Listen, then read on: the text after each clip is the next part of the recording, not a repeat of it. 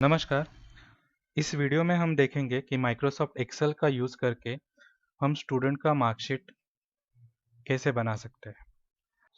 Start करने से पहले एक बार हम इसका फाइनल आउटपुट देख लेते हैं। यहाँ पे हमने टोटल कैलकुलेट किया है, उसके बाद रिजल्ट में पास फेल जो भी है कैलकुलेट बाय फॉर्मूला आ जाएगा। जो स्टूडेंट पास है उनके लिए हमने परसेंटेज निकाला है, फेल स्टूडेंट के लिए परसेंटेज नहीं कैलकुलेट करना है।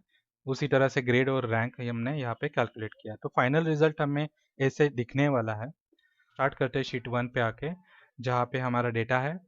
यहाँ पे देखिए फर्स्ट कॉलम में रोल नंबर होगा, या आप सीट नंबर चाहिए तो लिख सकते हो।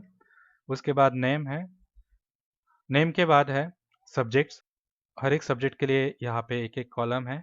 सब्जेक्ट के बाद हमें टोटल कैलकुलेट करना है, उसके बाद हम रिजल्ट देखेंगे, उसके बाद परसेंटेज कैलकुलेट करना है, देन ग्रेड, और उसके बाद हम रैंक कैलकुलेट करेंगे।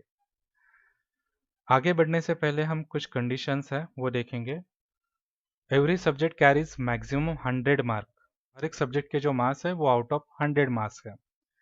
यहाँ पे 6 सब्जेक्ट है तो टोटल मार्क हमारे आउट ऑफ 600 होंगे। Student should get greater than 35 in every subject for passing, otherwise ही फेल।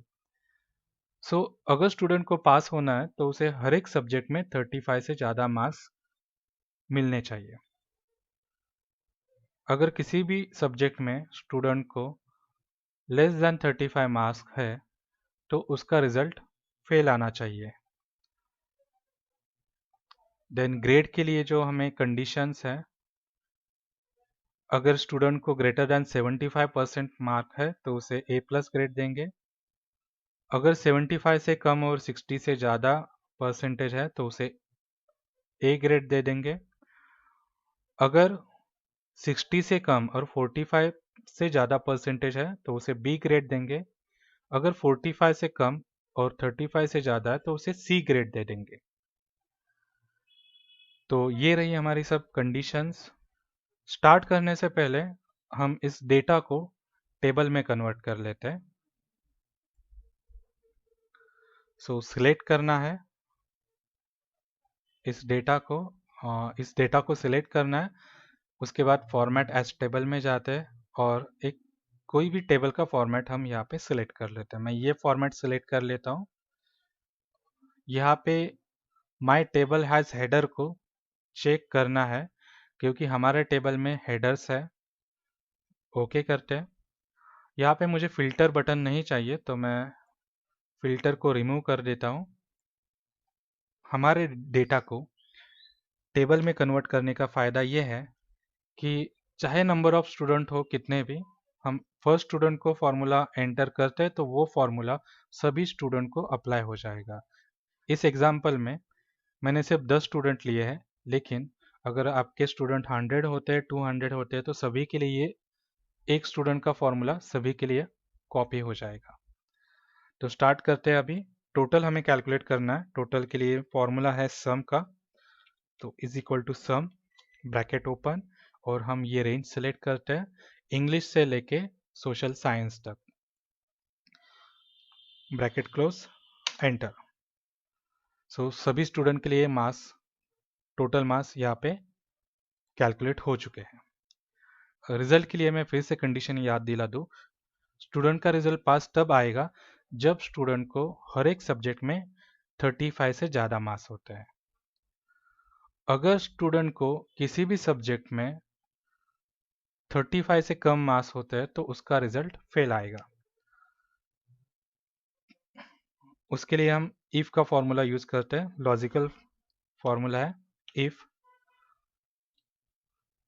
और हमें चेक करना है कि स्टूडेंट को हर एक सब्जेक्ट में 35 से ज़्यादा मार्क्स है।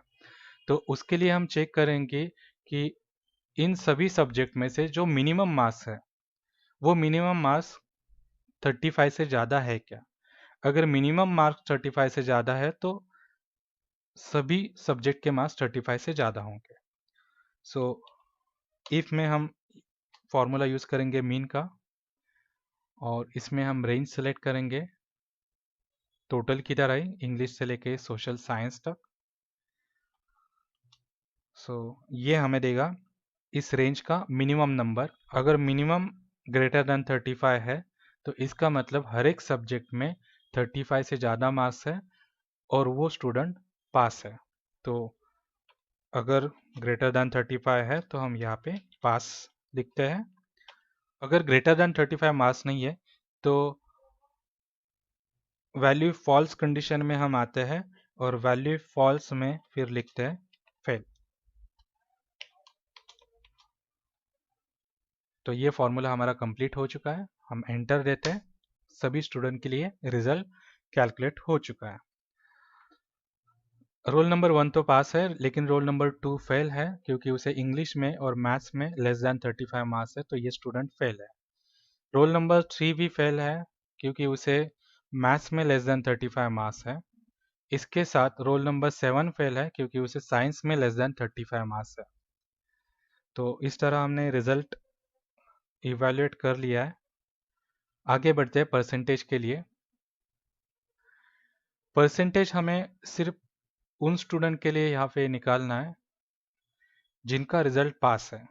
फेल स्टूडेंट के लिए हम परसेंटेज नहीं निकालेंगे। सो पहले हमें चेक करना होगा कि स्टूडेंट पास है। अगर है तो हम परसेंटेज निकालेंगे। सो इफ J2 या रिजल्ट इज इक्वल टू पास तो हम परसेंटेज निकालेंगे। परसेंटेज कैसे निकालना है? टोटल को डिवाइड करना है 600 से और उसे मल्टीप्लाई करना है फिर 100 से। सिंप्लीफाई करने के बाद हमें टोटल को 6 से डिवाइड करना है तो हमें इसका परसेंटेज मिल जाएगा। सो टोटल को हम डिवाइड कर लेते हैं 6 से,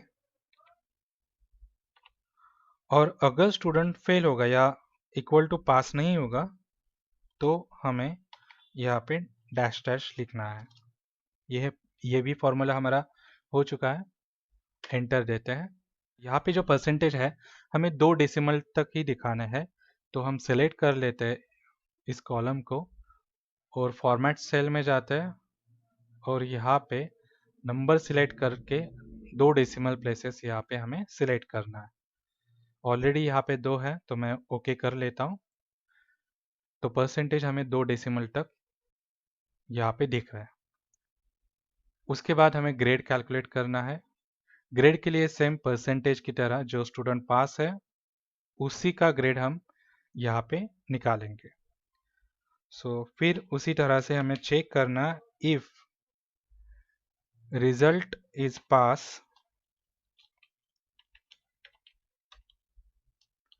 तो ही हम आगे बढ़ेंगे। अगर पास है तो फिर हम ग्रेड का कैलकुलेशन करेंगे। तो ग्रेड के कैलकुलेशन में पहले हम चेक करते हैं कि स्टूडेंट के जो परसेंटेज है वो ग्रेटर देन 75 है। अगर 75 से ग्रेटर है तो हम उसे A+ ग्रेड दे देंगे। इफ हमारे परसेंटेज है K2 में तो हम यहाँ पे K2 लिख देते हैं इज ग्रेटर देन और इक्वल टू 75। तो अगर K2 की value greater than equal to 75 है तो हम उसे A+ ग्रेड देते हैं। अगर नहीं है तो फिर से हम चेक करेंगे नेक्स्ट ऑप्शन के लिए, और नेक्स्ट जो है ग्रेड वो A ग्रेड है, जिसके लिए हमें K2 की वैल्यू चेक करनी है ग्रेटर देन और इक्वल टू 60। अगर ग्रेटर देन और इक्वल टू 60 है तो हम A प्रिंट करेंगे, नहीं तो हमें फिर से चेक करनी है नेक्स्ट ऑप्शन जो है हमारा B ग्रेड। बी ग्रेड के लिए चेक करेंगे if K2 is greater than और इक्वल टू 45। अगर है तो हम उसे B ग्रेड देते हैं।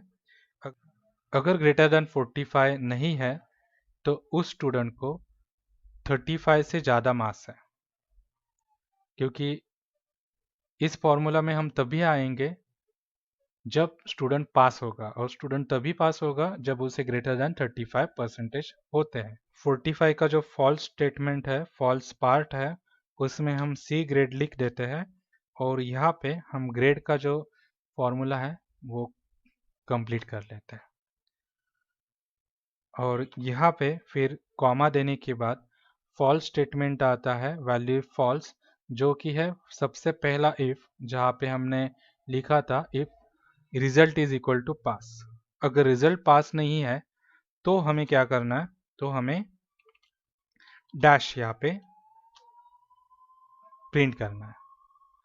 सो स्टूडेंट अगर पास होगा तो ग्रेड का कैलकुलेशन होगा, नहीं तो यहाँ पे डैश वहाँ पे प्रिंट होगा।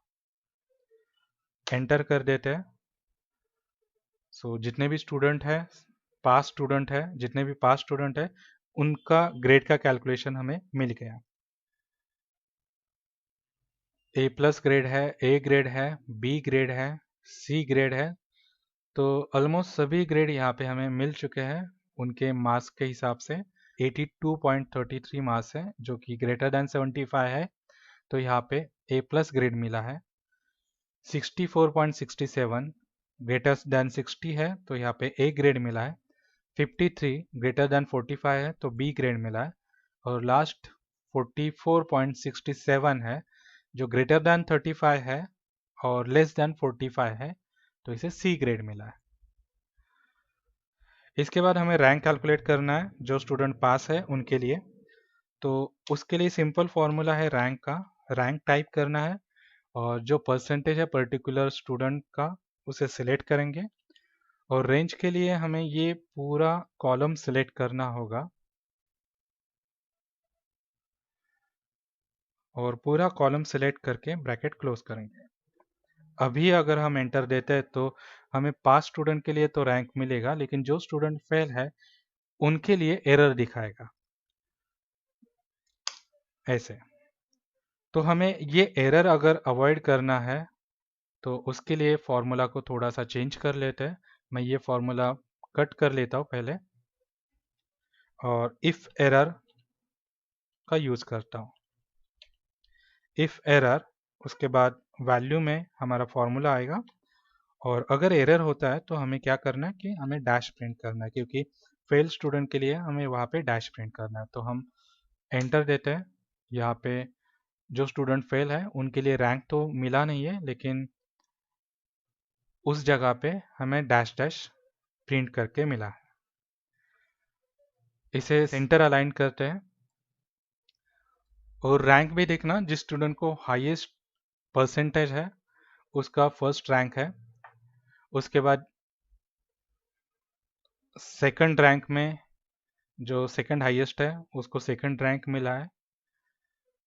थर्ड रैंक यहाँ पे दो जगह पे मिला है हमें, क्योंकि थर्ड रैंक के लिए ये दो स्टूडेंट के मार्क्स एग्जैक्टली सेम है। तो रैंकिंग सिस्टम में एक्सेल में क्या करते हैं कि अगर दो नंबर को सेम रैंक मिलता है तो उसके बाद वाला जो नंबर है वो स्किप किया जाता है और नेक्स्ट रैंक दिया जाता है। सो ये थर्ड रैंक के बाद फोर्थ रैंक यहाँ पे नहीं दिया किसी को, और इनके बाद जो रैंक आता है वो फिफ्थ रैंक यहाँ पे मिलता है हमें। उसके बाद ये 6 है और ये 7th है। सो 7 स्टूडेंट हमारे यहाँ पे पास हो चुके हैं जिनको रैंक मिला है। अब लास्ट में स्टूडेंट जिस सब्जेक्ट में फेल है उस सब्जेक्ट को हाईलाइट करेंगे। सिलेक्ट करते हैं सभी सब्जेक्ट के मार्क्स। यहाँ पे कंडीशनल फॉर्मेटिंग यूज करेंगे। New rule, format only cell that contain cell value is less than 35। Format select करेंगे, यहाँ पे सिंगल अंडरलाइन सिलेक्ट करना है और रेड कलर हमें सिलेक्ट करना है, देन ओके।